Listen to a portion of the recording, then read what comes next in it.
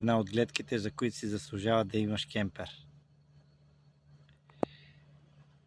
Морето спи. Ти си направо на плажа. И в същото време си дома. За първи път ще правя хляб. Това е машинката. Хляба вече е в тасал. Показва 232 волта, 19 градуса, 0 вата.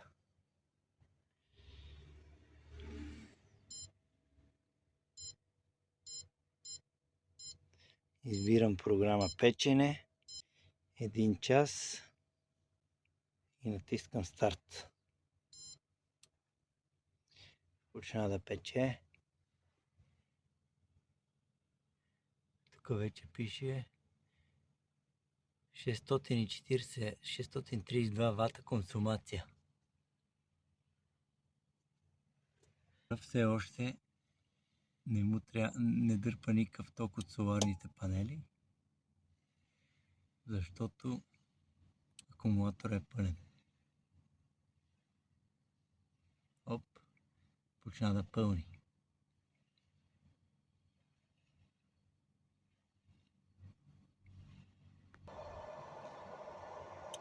Под товар дава 400 вата.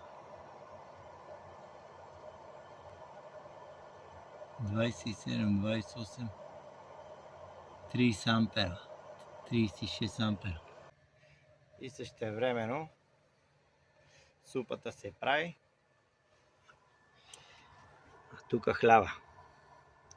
Вече от 10 минути. Това са панелите, 2 по 400 вата.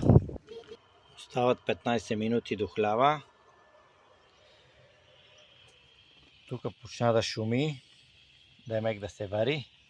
Ме взема хубаво си скъпо, освен докато чакам.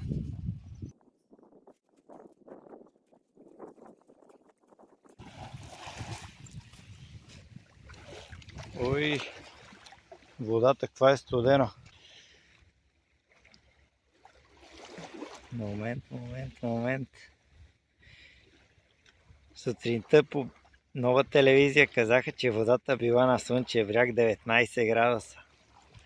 Сега ще провериме тази работа.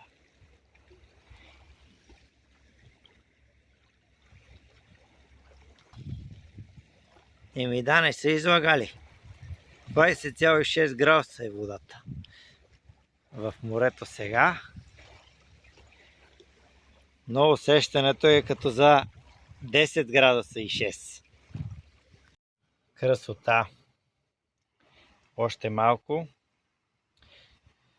да стане и супата и сядаме. Днеска няма да се къпаме, но поне сме на плаж. Ако видеото ви е допаднало или имате някакви въпроси, харесайте го и питайте, на линия сме. Айде!